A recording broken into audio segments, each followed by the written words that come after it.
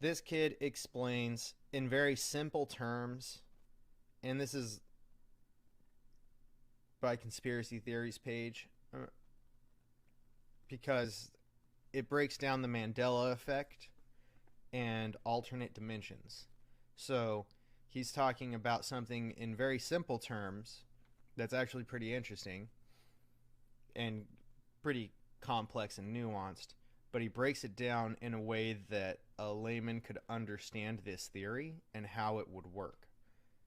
And it makes a lot of sense logically based on my very limited knowledge of physics. So, Imagine that this folder is a dimensional plane.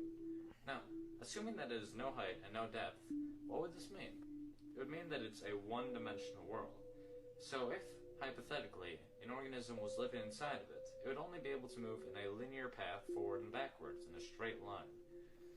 basically an x-axis on a graph, right? Now, if we go to the second dimension, we have two dimensions. We have width and we have length. So an x and a y-axis. So hypothetically, if an organism lived inside of here, then it would be able to move up, down, left, right, and anywhere else in between. And a two-dimensional world is comprised of an infinite series of one-dimensional worlds stacked upon each other. Just as our three-dimensional world, which has depth, and length, and height. So an x, a y, and a z-axis. So you can get 3D objects like a sphere, a cube, a pyramid. You end up with these 3D objects instead of just two-dimensional flat objects. So you're playing a video game with an open world that you can fully explore as opposed to a side-scroller. Is comprised of an infinite series of two-dimensional worlds. So, now that I have stacked many folders upon each other, we have three dimensions. We have depth, we have length, and we have width. Now what happens if you keep going on from here on out? We would have a four-dimensional world. But what exactly is a fourth dimension?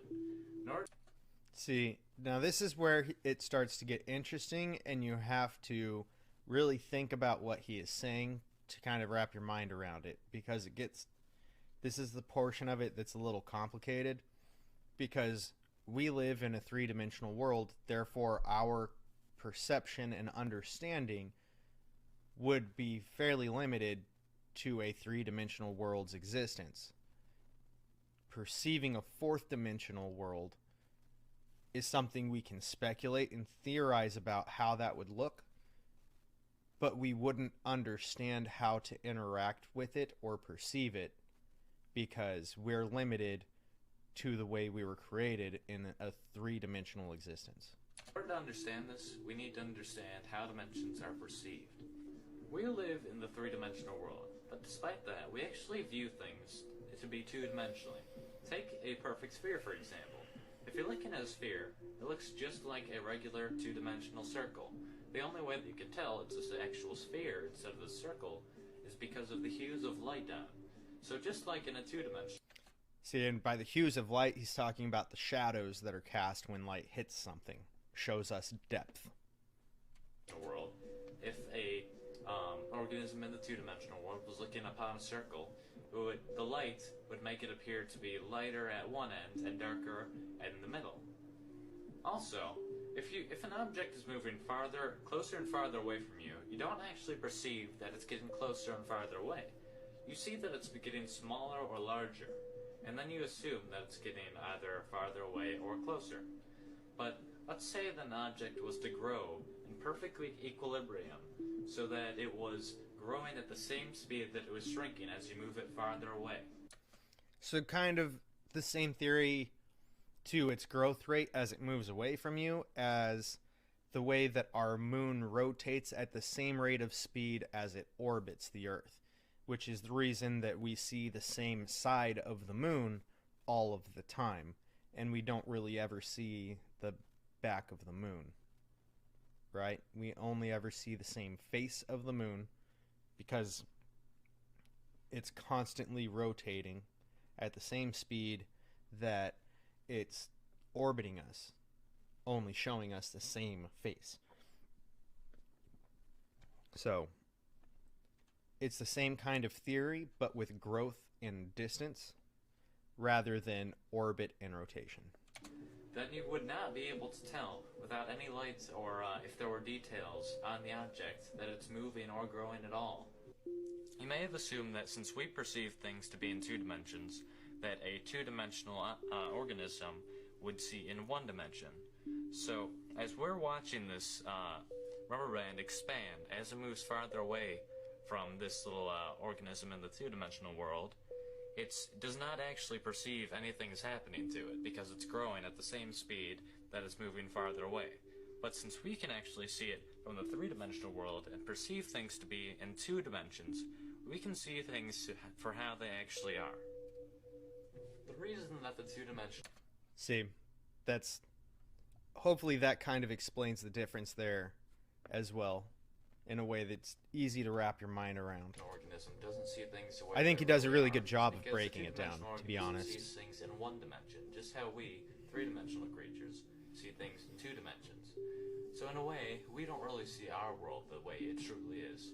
A 4-dimensional creature, however, seeing our 3-dimensional world in 3 dimensions, would be able to see through things, would be able to see absolutely everything, just as we could see if there was several organisms spread along a 2D environment on your floor. You would be able to see inside houses, you would be able to see inside of people. So if a 2-dimensional world, a flat surface, is just made... See, which is once again speculation and theorizing, because we don't really have any knowledge of how a 4th dimension would operate or view things within our dimensional existence. Like when we look at something that's 2-dimensional, we don't see through it, right? It doesn't give us x-ray vision to see through it.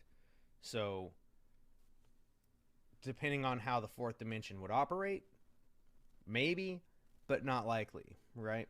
It's theorizing on how that dimension would interact with seeing things in our dimension. Of an infinite amount of lines, then the 3D world is just made out of an infinite amount of planes. So the 4D world, logically, is made out of an infinite amount of 3D objects. Though they're not just put together like you would, like building blocks. That's not how the 4D world is. That would just be 3D again. See, once again, he's theorizing of how this would work. See, this is what I meant with this is a complicated thing to understand when he's describing the 4th dimension, because we can't really perceive it, and everything about it from anybody is going to be theory, because we do not exist in a 4-dimensional world. So we don't understand how the hell that would even look, how it would exist, how it would operate, and so explaining it is difficult, understanding it is difficult, and it's all theory. Understand the logical progression of mathematics in our world. Imagine that this connects piece represents the 1st dimension. It's simply a straight line, which is basically... Speaking of connects, I had these things when I was a kid, and they were so damn fun. I miss things. I miss these types of things. They were so good. What the 1st dimension looks like. And if you add 3 more of these straight lines and connect them so that adjacent sides are perpendicular and opposite sides are parallel, then you have the basic shape of the 2nd dimension. You have a square. Now if you keep going from here and you add it so that there's a total of 4 squares and all adjacent sides are perpendicular and all opposite sides are parallel, then you end up with, obviously, a cube. So, if you tried to keep going from here, and you would have a 4-dimensional basic shape, you would have what's called a tesseract. Now, I cannot show you. Yes, tesseract, which is a shape that we don't actually have a shape for, to my knowledge. I've never seen anybody actually create a shape for it, because of the fact that it's supposed to exist in a 4-dimensional plane, and we do not live in one. A tesseract.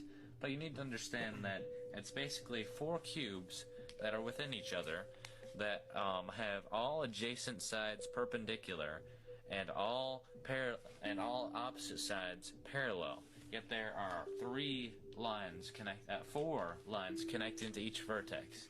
So A tesseract would look somewhat like this picture. Now, that's not exactly what it looks like, because this is a two-dimensional depiction, and obviously not all of the lines are straight.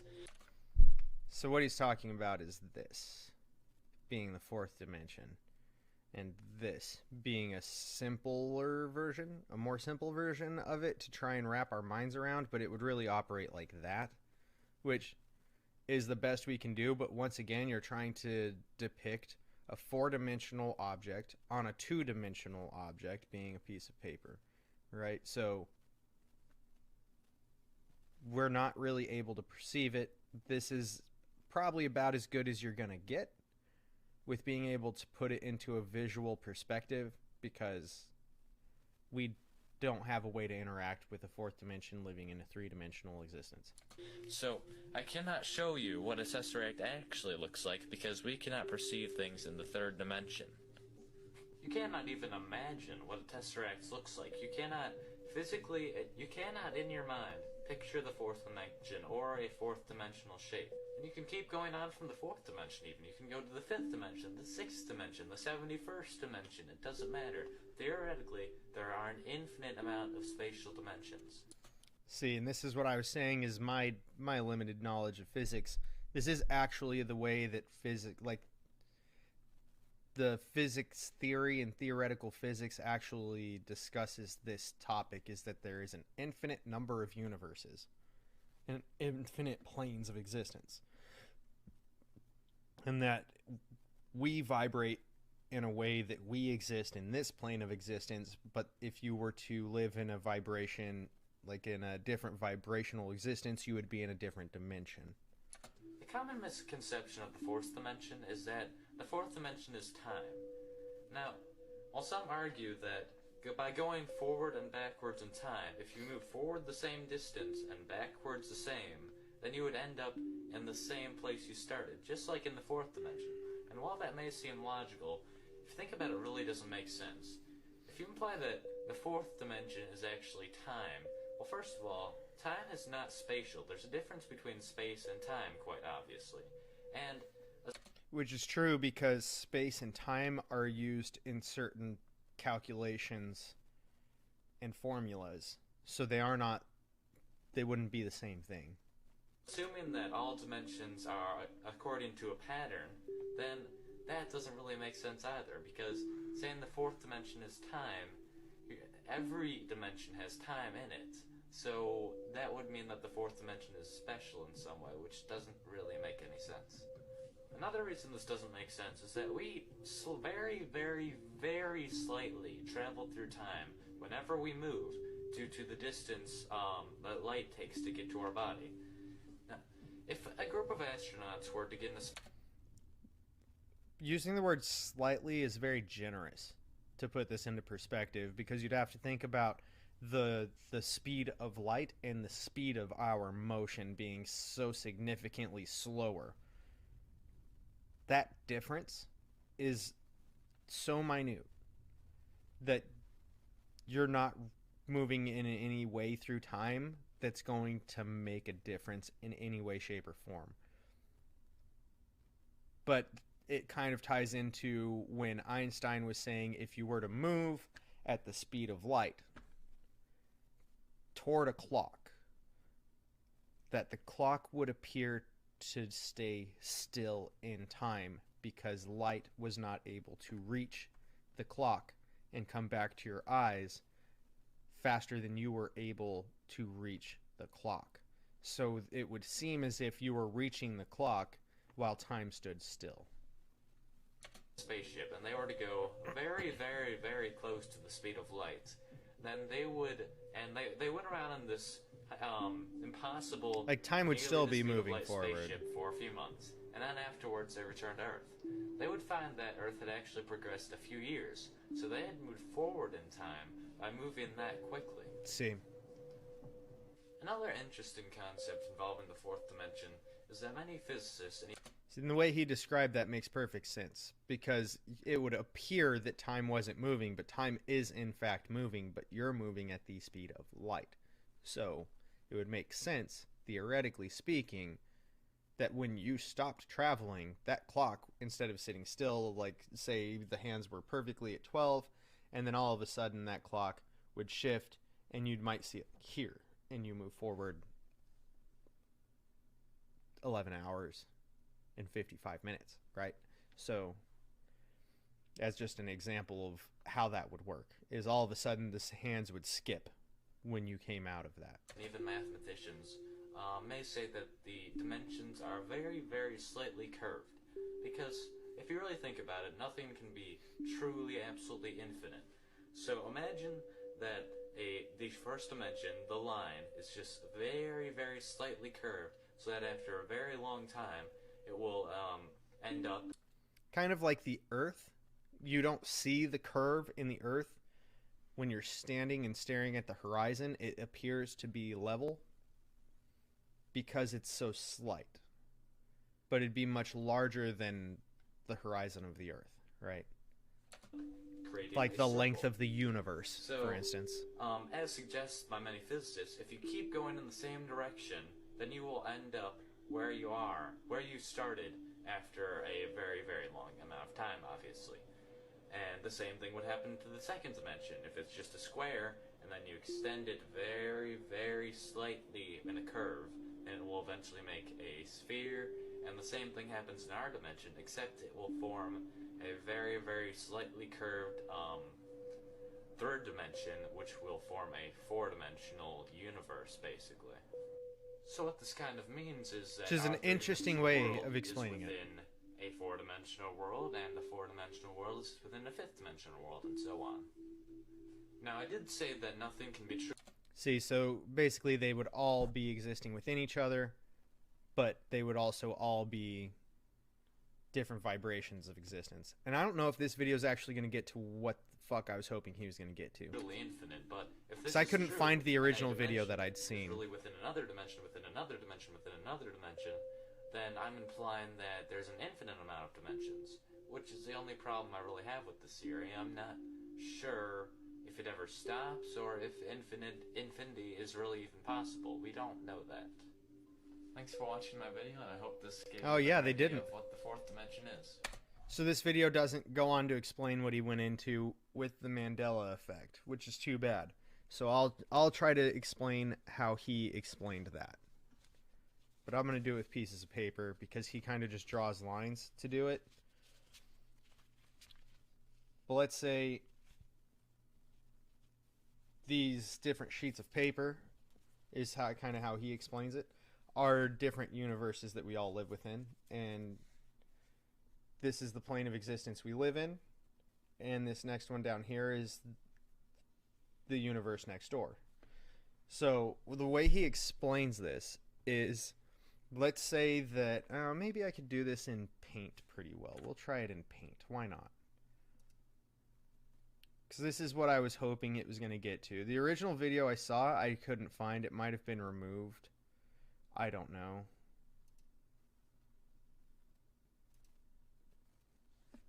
I just don't know what happened with it. But we'll try to explain it here. So, basically, you have a bunch of lines, right? Good enough. And in these lines is each universe and its plane of existence. And how he explains the Mandela effect and how that would happen, which the Mandela effect is things like Sinbad's Shazam. Did it exist or did it not exist? Did Pikachu have the black end on his tail, or was it orange with the stripe beforehand? Was it these types of things? Like, did where it all started with was, did Nelson Mandela die in prison or not, right? Some people remember him not dying in prison. So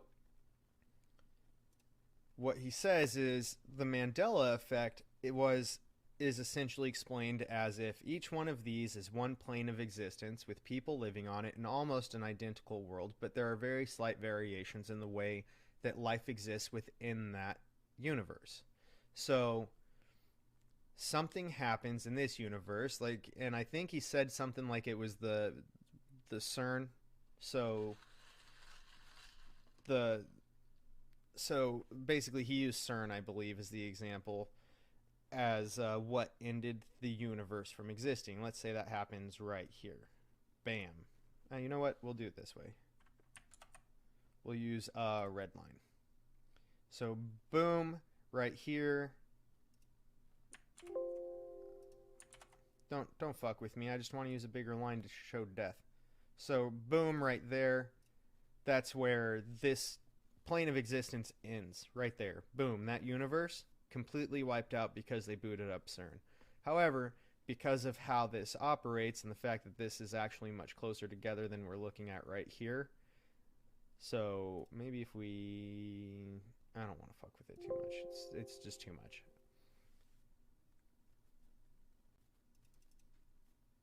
But see how it appears much closer when we zoom out?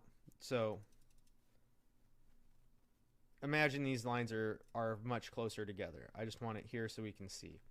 So this, bam, that universe ends. But because of the very similar existences between each universe, and the fact they're almost identical, in this universe, when that happens and this universe comes to an end, certain people's existence ended up, because of the nature of CERN, not just coming to an end with that universe, but their vibration actually shifts. And what happens is, as their vibrations shift, they go from this plane of existence to this plane of existence. But they carry with them the memories from existing here. So they bring the memories from this universe that were very slightly different. Say Nelson Mandela dying in prison or not dying in prison, and he died in prison here, and here he did not. So you have a difference here in this plane of existence. It's just an example of what took place. And so this entire plane of existence here is now gone. No longer... let's use white and get rid of this plane of it. Why? Oh, okay, you know what? We'll just do it this way. I see. Fuck it. So boom. That plane of existence is gone. It doesn't exist anymore, right? Bam. That universe is gone. Then they move to universe 2.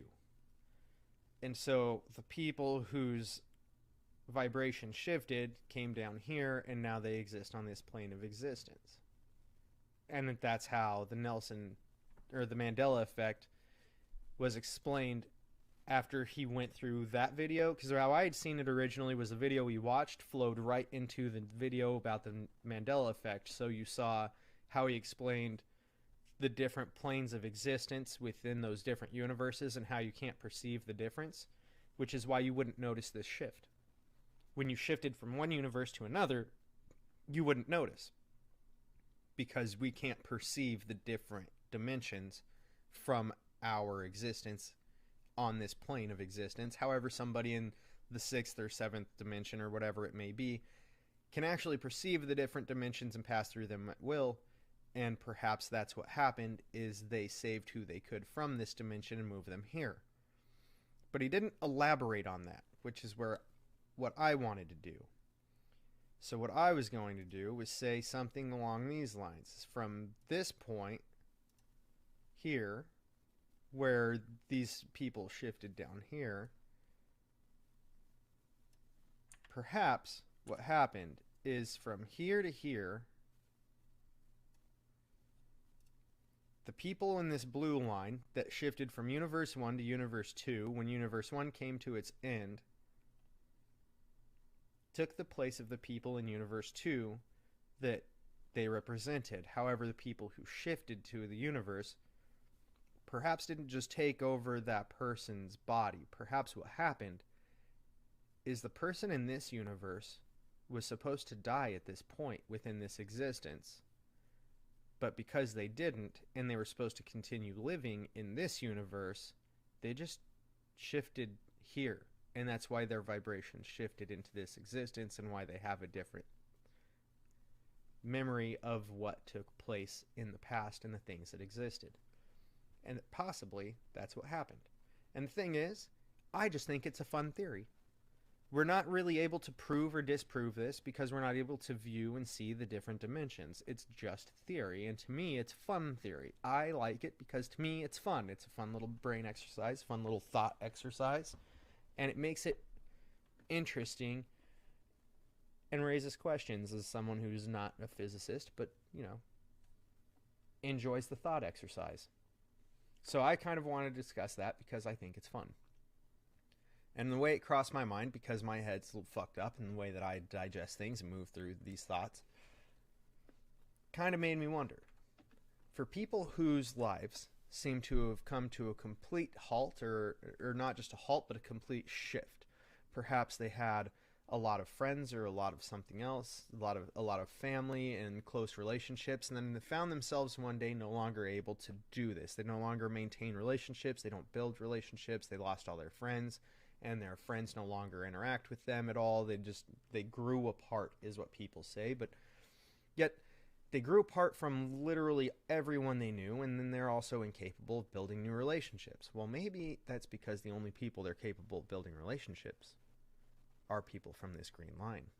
People who are supposed to be dead within the universe that they live in, but shifted from the other universe where they should all be alive. And the reason that those relationships seem to be impossible to create and maintain is because they're trying to have and maintain relationships with people from an existence in a universe where they no longer exist. They're supposed to be dead. So this universe has grown apart from the people who shifted from the first universe. Crossed my mind as an interesting theory that I kind of wanted to discuss and bring up just as a little, wouldn't that be interesting? Because, once again, you can't really prove or disprove it because we don't have any way to observe that dimension of existence. So it's just interesting. And that's all there is to it.